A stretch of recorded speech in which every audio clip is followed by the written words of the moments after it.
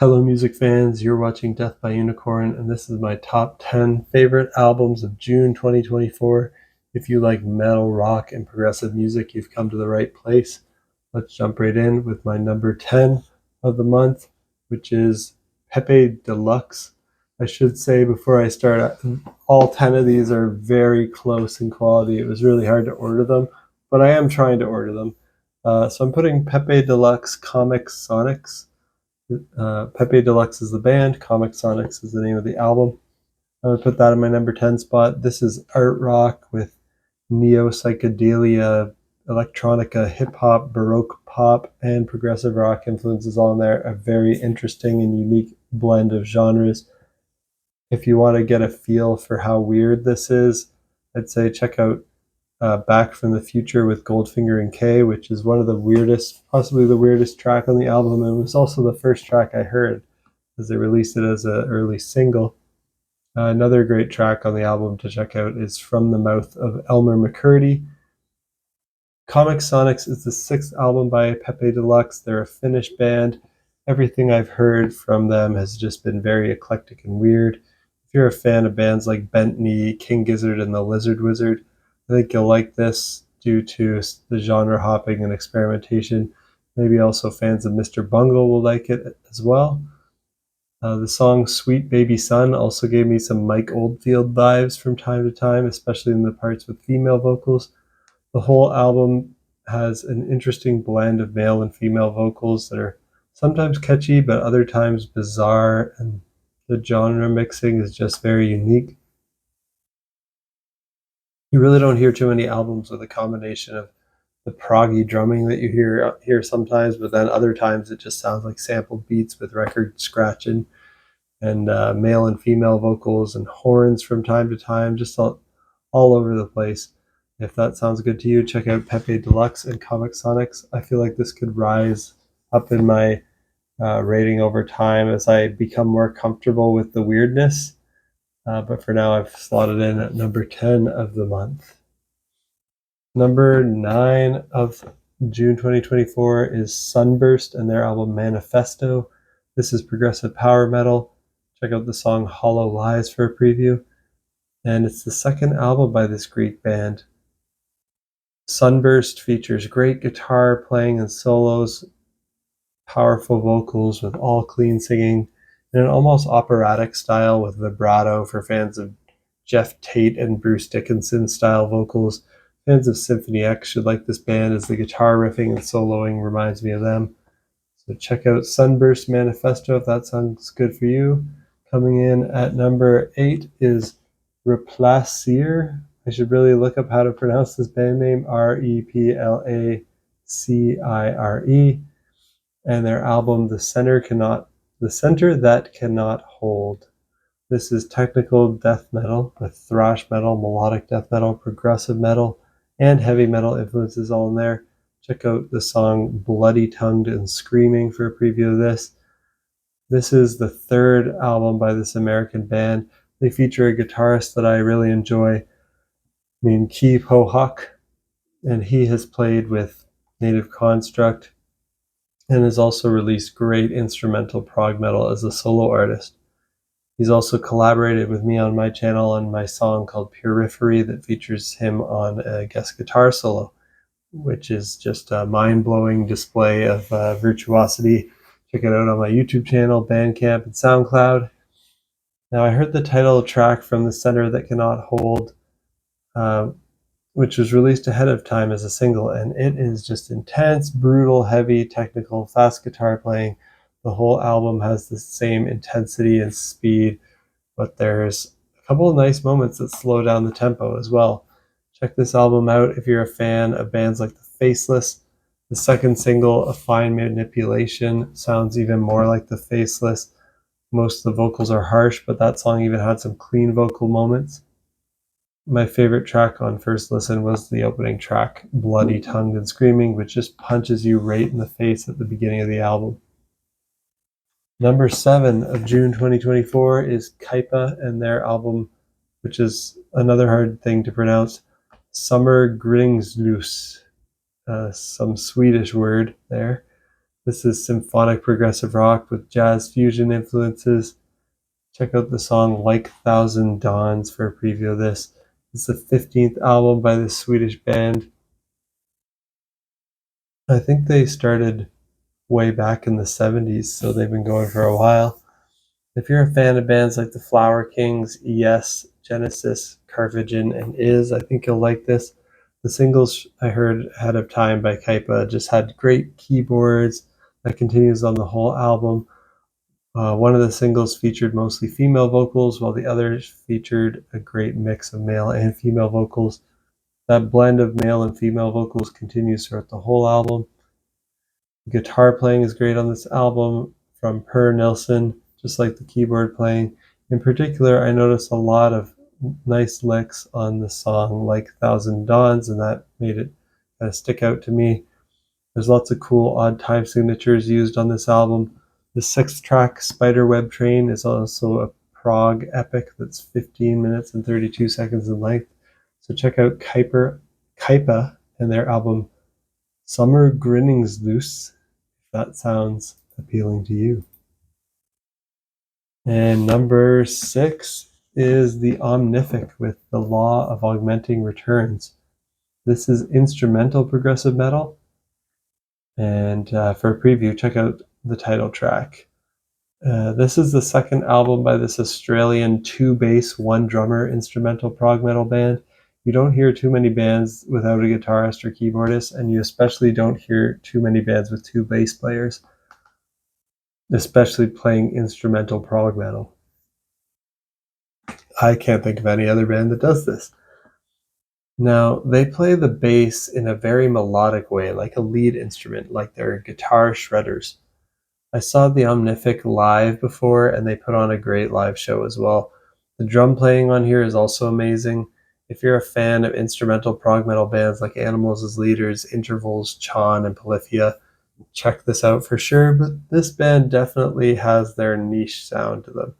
The most similar band I can think of actually is Nuclear Power Trio, as they emphasize the bass a lot in their songs too. Now, as players and writers, the Omnific are just amazing. I do wish there were more vocals on their album. That's just my bias towards vocal music instead of instrumental music. Their sound does get a little gimmicky after a while when you listen to the full album. The early release single Bass Camp is a great track. I like how it features orchestral elements near the end to add some different sound rather than just bass and drum shredding the whole time. I love how the first track, the Omnific equals bass, starts with a 30-second a cappella vocal bit singing about how you're going to hear a lot of bass on this. So there is like a little tad of vocals on the album, but it's pretty much an instrumental album besides that, and maybe a couple moments here and there. I love that they're really having fun with their gimmick here. I love that they incorporated some vocals on the album, even though it's very limited. My favorite track on first listen is the title track, The Law of Augmenting Returns. So check out this album by the Omnific if that sounds good to you. Number 5 is Ulcerate and their album Cutting the Throat of God. This is avant-garde technical death metal with post-metal influences. Check out the song To Flow Through Ashen Hearts for a preview of this. This is the 7th album by this band from New Zealand.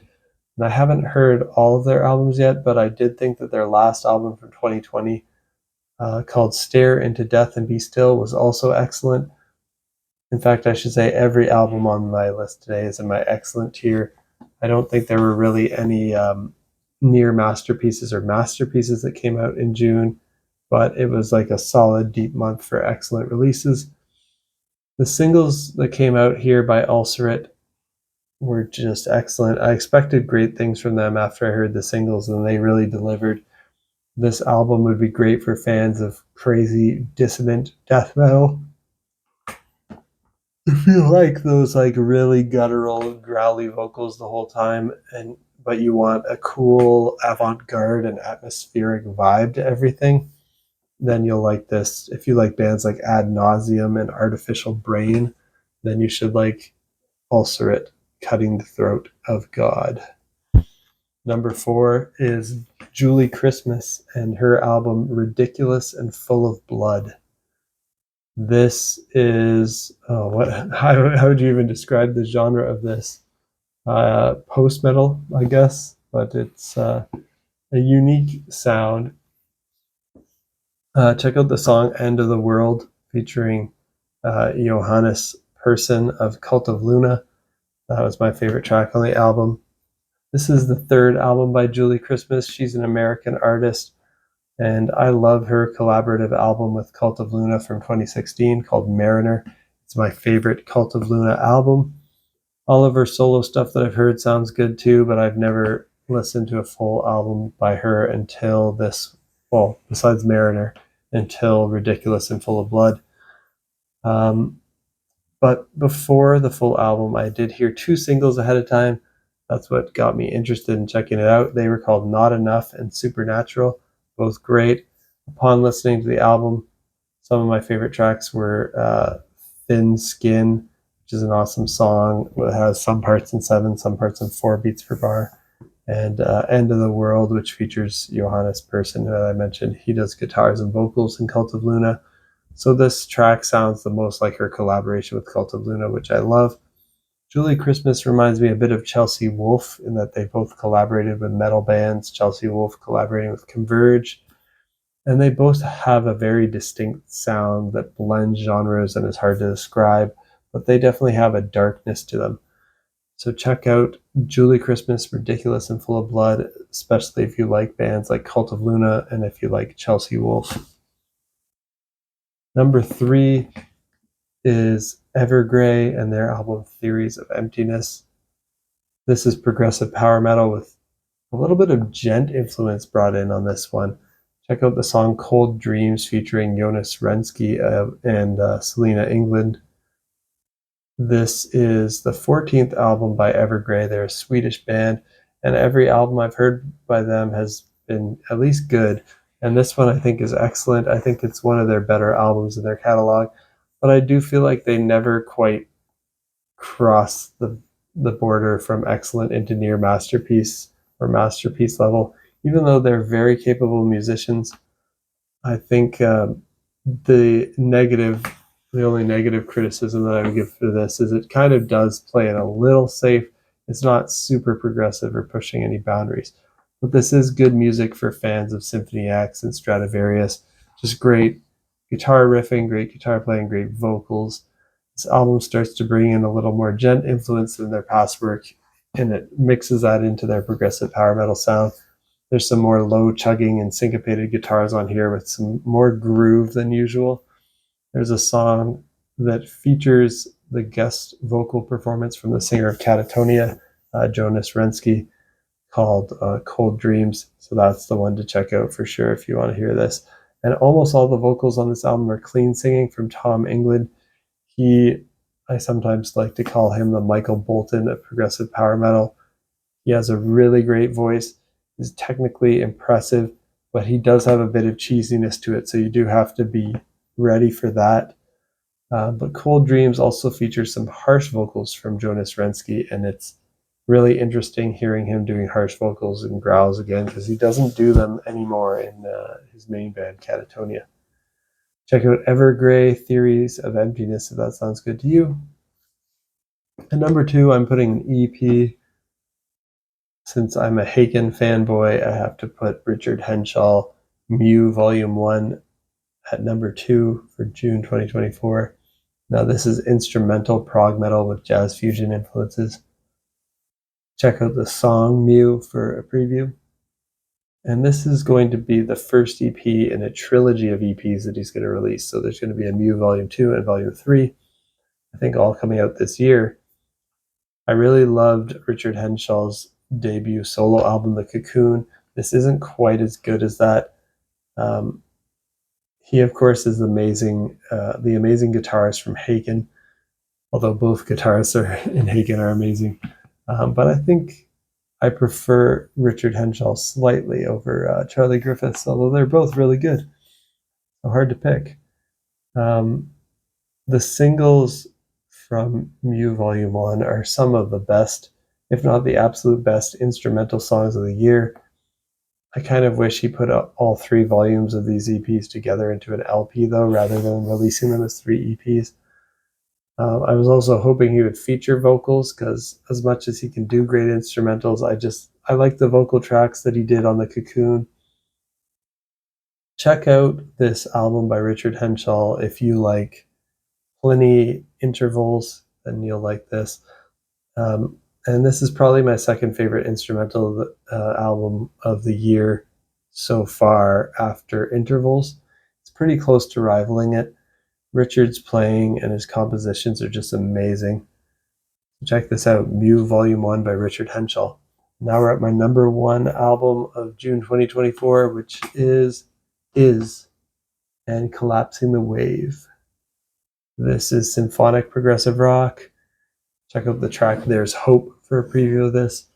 And this is the 10th album by this American band. I discovered by seeing them live just randomly in Toronto, and they blew me away. This is a great band to check out for fans of Yes. They've got male and female vocals, busy bass guitar, nice keyboards and guitars. They sometimes have some parts that are a little bit darker than Yes, that lean closer towards King Crimson territory. The song There's Hope starts with these King Crimson vibes. It has this great mix of male and female vocals. Check it out if that sounds appealing to you. My favorite album of the month, but really, like, this was a toss-up. All 10 of these albums are so close. There's only like a hair separating them. It's pretty hard to order them, so just check out all 10 of these if you can. And if you haven't yet, let me know what you think of these albums down below in the comments. And let me know if there's some other albums that came out in June 2024 that you think I'll enjoy. And stay tuned for next time. Peace out.